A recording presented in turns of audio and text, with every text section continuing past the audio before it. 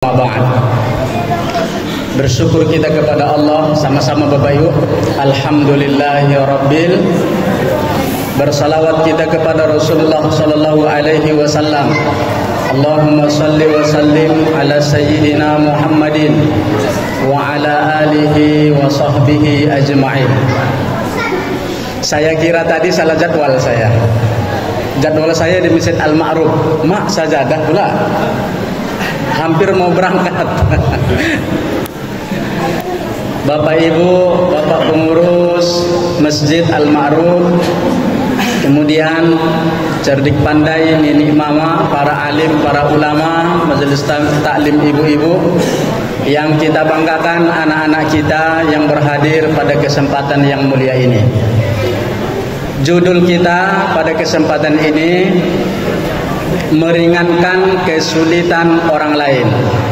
Nah, bagi anak-anakku yang mencatat, meringankan kesulitan orang lain. Allah berfirman, wa ta'awanu 'alal birri wattaqwa wa la ta'awanu 'alal ismi wal 'udwan. Bertolong-tolonganlah kalian, kamu kata Allah kepada kita, di jalan kebaikan dan jalan ketakwaan. Wala ta'awanu 'alal ismi wal 'udwan. Jangan kita bertolong-tolongan dalam dosa dan dalam permusuhan. Hadis Nabi yang sahih, insyaallah kita bahas 4.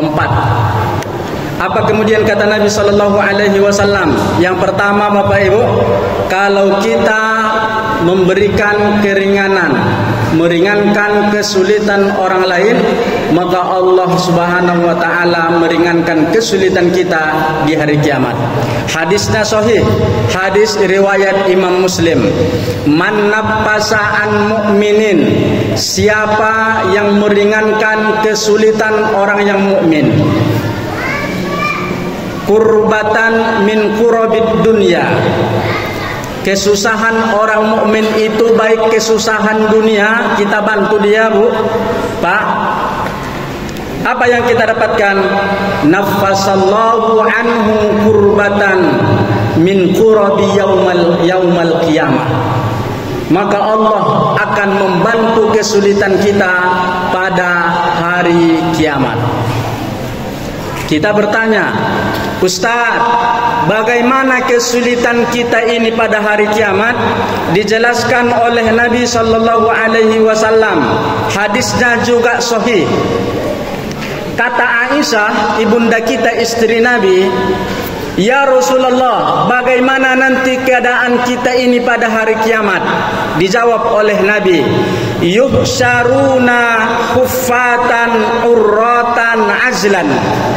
Kita ini nanti di padang mahsyar Bapak Ibu, kita ini nanti pada hari kiamat, yuhsyaruna, kita dibangkitkan oleh Allah, hufatan, tanpa memiliki alas kaki. Tidak ada yang pakai sandal besok Pak di hari kiamat. Sedangkan jarak matahari ke ubun-ubun kita, jadi nanti kita dibangkitkan sama semua tingginya Pak. Usianya sama semua, sekitar usia 30 tahun, tingginya sama, model wajahnya sama, tua mudanya. Maka bisa dikatakan oleh Nabi, ubun-ubun kita, kepala kita ke matahari sama semuanya, berkisar 1 jengkal.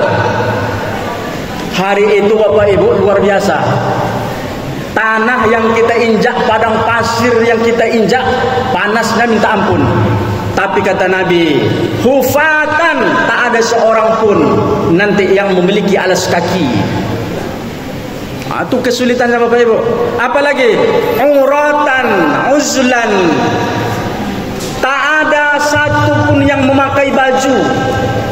Jadi kita ini Bapak Ibu mohon maaf, tak pakai sehelai benang pun di badan kita. Padahal matahari dekat. Kan kesulitan itu pada hari kiamat. Ya Rasulullah, ditanya oleh ibunda Aisyah, ya Rasulullah, ar-rijalu wan nisa yanzuruna ba'dahum ila ba'din. Kalau ndak pakai baju, laki-laki perempuan saling menengoklah nanti auratnya itu ya Rasulullah di padang mahsyar. Apa kemudian kata Nabi Bapak Ibu? Luar biasa nih. Kata Nabi, al-amru asyaddu min ayyuhimma hadza. Orang tak ingat lagi menengok aurat orang lain sama dengan di atas dunia. Nyata aurat orang di depan kita, tapi saking sakitnya di hari kiamat, saking sakitnya di hari kiamat itu Bapak Ibu, tak sempat kita menengok aurat orang lain. Mendidih otak itu Bapak Ibu. Jadi walaupun tak pakai baju, tak ada kesempatan kita menengok orang lain. Lalu kemudian sambung Nabi sallallahu alaihi wasallam, "Innal araqa yaumal qiyamah."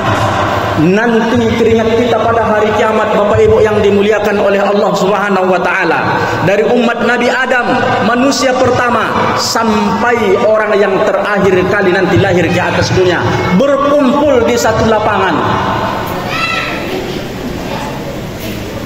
Kita ini nanti Bapak Ibu mau sholat tarawih, matikan semua kipas. Apa yang terjadi? Kita keringatan, padahal satu masjid cuma Pak. Coba lagi Masjid Al-Ma'ruf nih, ditambah 400 jamaah lagi duduk di sini. Matikan kipas, apa yang terjadi? Baju kita ini basah, bisa diperas Bapak Ibu. Kebayang tak? Tak ada jarak antara satu sama lain nanti di akhirat di hari kiamat.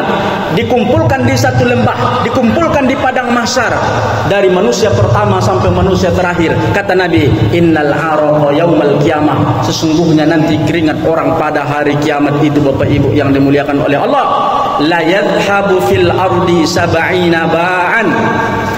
Turun ke atas bumi 70 hesta. Saking banyaknya keringat itu, turun keringat kita ke atas bumi. Wa annahu la yablughu ila afwahin nas wa ila adhanihim. Jadi kita ini Bapak Ibu berdiri nanti kita semua sama tingginya. Semua orang menjatuhkan keringat. Matahari hanya di sejengkal dari ubun-ubun kita. Nanti jatuh keringat sampai layak lugo ila afwahihim, sampai ke mulut kita keringat tadi. Banjir Bapak Ibu, banjir keringat tadi, sampailah ke mulut kita, sampai ke udunaihim, sampai ke telinga kita. Dari bawah keringat itu berarti banjir keringat nanti di hari kiamat. Kita ini banjir keringat, tidak ada lagi pergi keringat. Saking hebatnya keringat antara masing-masing, sampailah ke sini keringat kita. Di bawah semua air keringat, bercampur-campur air keringat manusia. Kata Nabi sallallahu alaihi wasallam di dalam hadis yang sahih, siapa yang membantu satu kesulitan orang yang beriman kepada Allah, nanti Allah akan melapangkannya, membantu kesulitannya di hari kiamat.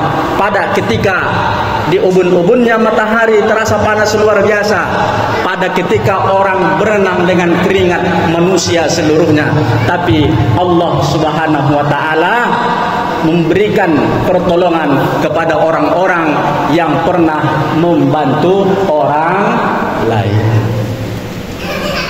Luar biasa Bapak Ibu kesulitan pada hari kiamat itu. Terpikir enggak kita anak kita? Oh, enggak terpikir lagi Bapak Ibu. Tak terpikir kita anak kita lagi. Ditanya Rasulullah sallallahu alaihi wasallam di dalam sebuah kitab, nama kitabnya Al-Fawaid, ditulis oleh Habib Zain bin Sumaid Madinah. Tebal kitab 870 halaman. Ibunda Aisyah bertanya kepada Nabi, "Ya Rasulullah, hal satadkuruna, adakah engkau nanti mengingat kami ahlikum, keluargamu, fi yaumil kiamah, nanti ketika hari kiamat di padang mahsyar ya Rasulullah, adakah ingat engkau dengan kami? Saya ini istrimu ya Rasulullah." Kata Nabi sallallahu alaihi wasallam, "Innan nas, sesungguhnya seluruh manusia, wala ana, walaupun aku, mengingat keluarga nanti di padang mahsyar. Saking hebatnya huru-hara di padang mahsyar itu, Bapak Ibu. Kalau kemudian Nabi tidak mengingat keluarganya, saking dahsyatnya padang mahsyar, apalagi lah kita, Bapak Ibu. Amal kita tak seberapa. Jadi ini kesempatan kita menolong orang lain, mudahkan urusan orang lain agar dimudahkan urusan kita pada hari kiamat. Jangan pernah menyulitkan, wallahi demi Allah, jangan pernah menyulitkan kesulitan orang lain. Kita hanya hidup di atas dunia 83 tahun, 63 tahun, 70 tahun, taruh 90 tahun. Kita memberatkan urusan orang lain. Tapi ingat, di alam kubur kita disepit. Usia di atas dunia hanya 80 tahun. Tapi kalau kita meninggal tahun 2025, kiamat tahun 5000, 2000 tahun, 2000 tahun kita hidup. 2000 tahun kita hidup di kuburan. 2000 tahun kita menunggu kiamat dalam kuburan. Jangan pernah berpikir, Bapak Ibu, menzalimi orang lain sedikit pun. Mudahkan urusan orang lain. Karena urusan kita di padang mahsyar nanti luar biasa payahnya. Itu yang pertama, Bapak Ibu. Yang kedua, kata Nabi sallallahu alaihi wasallam, man yassara ala mu'sirin, siapa yang membebaskan mu'sirin, orang yang hidupnya payah, sulit hidupnya, lalu kemudian kita bantu dia. Lalu kemudian kata Nabi sallallahu alaihi wasallam, yassarallahu alaihi fid dunya wal akhirah, lalu Allah akan membuat kemudahan hidup kita di atas dunia dan di akhirat. Saya jumpa dengan satu orang, Bapak Ibu, ini terakhir. Saya jumpa dengan satu orang atu-atu. Atu-atu nih, dulu katanya dia pejabat. Saya ingat dia, Bapak Ibu, selalu memudahkan urusan orang lain. Anaknya cuma 3, semuanya laki-laki. Anaknya 3 laki-laki, tapi tak ada yang tinggal bersama dia. Satu di mana? Satu tinggal di Inggris, jadi dosen di Inggris. Padahal atuk tu rumahnya kecil, rumahnya masih papan. Saking jujurnya, dia bantu orang lain kasih uang, dia tidak terima. Coba sekarang Bapak Ibu, kita ngurus KTP bisa 1 hari, kenapa 1 bulan kita menunggu? Tidakkah mereka tahu ini hadis? Payah kita dioper-oper sana sini. Bapak Ibu ingat hadis ini sahih. Mudahkan urusan orang lain.